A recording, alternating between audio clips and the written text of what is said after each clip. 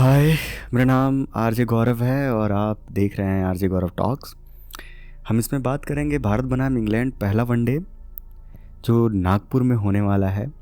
इसमें क्या होगी प्लेइंग 11, कौन कौन खेलने वाला है, क्या वरुण चक्रवर्ती खेलेंगे, अगर खेलेंगे तो कौन होगा उनका सब्स्टिट्यूट और क्या होगा, क्या राणा को इस बार फिर से लिया जाएगा, क्या केएल राहुल और ऋषभ पंत फिर से आएंगे। तो ये सारी चीज़ जानने के लिए अभी फ़िलहाल में आप जुड़े रहें। तो पहले ये जान लेते हैं इंग्लैंड का प्लेइंग 11। तो Ben Duckett, Phil Salt wicket keeper हैं, जो Joe Root, Harry Brook, Jos Buttler जो कप्तान है, Liam Livingstones, Jacob Bethell, Brydon Carse, Jofra Archers, Rashid और साकिब मशहूद। ये इंग्लैंड के मतलब प्लेइंग 11 है एक तरह से मान लें तो। और ये खेलेगा क्योंकि गुरुवार को 6 फरवरी को ये मैच होने वाला है जो कि विभद्र क्रिकेट एसोसिएशन स्टेडियम नागपुर में होने वाला है। नागपुर में पहली बार पहली पारी का औसतम स्कोर लगभग 288 है, लेकिन शहर में 6 साल में कोई वनडे क्रिकेट नहीं देखा गया है। तो आप उम्मीद लगा सकते हैं नागपुर की जनता कितनी खतरनाक तरीके से इंतजार कर रही होगी। तो आइए चलिए बात करते हैं हम पूर्वालोकन की, यानी कि पहले से अनुमान लगाने की। वनडे विश्व कप के चैंपियंस ट्रॉफीज तक भारत का सफ़र हमेशा 9 मैचों तक ही सीमित रहा है। मुद्दा यह नहीं है कि बहुत कम है, आधुनिक खेल इसी तरह से चलता है भाई साहब। मुद्दा यह है कि उनमें से केवल 1/3 ही बचे हैं मैच। वास्तव में जब भारत नागपुर में मैदान में उतरेगा तो यह विश्व कप के बाद उसका पहला वनडे घरेलू होगा जो 14 महीने के अंतराल का अंत होगा। अब समझ रहे हैं क्या सोच रहा होगा सब लोग, लेकिन समय ऐसे ही है।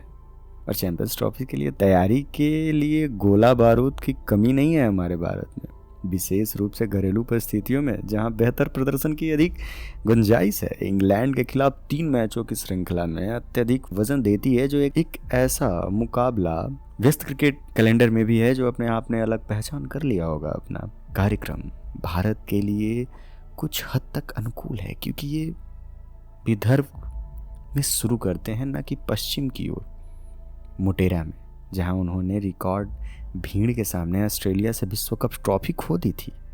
आपको याद होगा। ऐसा नहीं है कि ये लोगों को नागपुर के स्टेडियम का गेट बाहर लाइन लगाने से रोकेगा। अगर कुछ भी हो तो 19 नवंबर की हार ने भारत को वनडे ट्रॉफी की खोज को और तेज कर दिया है, जिसके लिए उत्साह मरीन ड्राइव पर तब दिखा जब रोहित शर्मा ने 50 ओवर का प्रारूप में दिल टूटने के सिर्फ 7 महीने बाद T20 विश्व कप के साथ घर लौटी थी टीम इंडिया। तो ये सारी बातें बस इसलिए हैं क्योंकि आप जान सकें कि नागपुर इतना आसान नहीं है, क्योंकि वहाँ का औसतम स्कोर 288 रहा है। तो हम अनुमान लगा सकते हैं कि 6 सालों में ये ग्राउंड में कोई वनडे क्रिकेट नहीं हुआ है। और भारत ने इस मैदान पर अपने पिछले 3 मैच जीते हैं, जिनमें से 2 मैच लक्ष्य का पीछा करते हुए। तो हम समझ सकते हैं टॉस जीतना हमारे लिए बहुत बड़ी बात होगी। दिलचस्प बात यह है कि पिछले 5 मैचों में 3 में कप्तानों ने पहले बल्लेबाजी करने का विकल्प चुना है, लेकिन वे 2011 याद है ना आपको, कि विश्व कप में ही खेल रहे हैं, जो रणनीति के लिहाज से बिल्कुल अलग दौर था। नागपुर के दिन का तापमान 45 डिग्री सेल्सियस से ऊपर जा सकता है, लेकिन यह उन महीनों में से एक नहीं है जब टीम राष्ट्रगान के लिए लाइन में लगेगी। तब तापमान 32 डिग्री के आसपास रहने की उम्मीद है, लेकिन न्यूनतम तापमान 18 डिग्री के आसपास रहने के कारण ओस पड़ने की भी संभावना है। ये टीम इंडिया और टीम न्यूज़ की बहुत बड़ी उम्मीदें हैं। तो कौन कौन खेल रहा है, जो मैंने पहले बात बोला था ना, तो टीम इंडिया किसको किसको ले रही है अपने प्लेइंग 11 में। रोहित शर्मा हमारे 45, विराट कोहली 18, शुभमन गिल, केएल राहुल, श्रेयस अय्यर, कुलदीप यादव जैसे जाने माने चेहरे टीम में अपनी जगह लेंगे।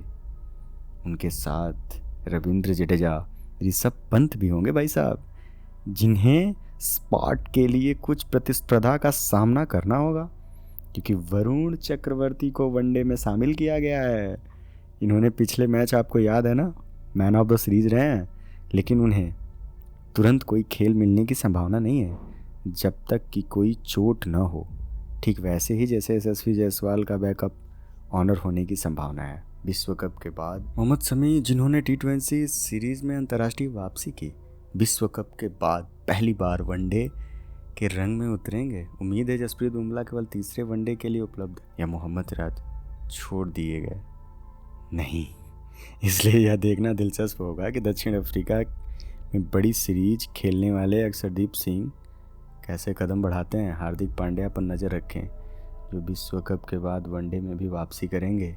भारत के पास रविंद्र जडेजा, जिनका इंग्लैंड के खिलाफ अच्छा वनडे रिकॉर्ड है, और अक्षर पटेल, जिन्होंने भारत के बदलाव के दौरान एक महत्वपूर्ण व्यक्ति के रूप में देखा जा रहा है, जैसे कि T20 उपकप्तान के रूप में उनके उत्थान में स्पष्ट है।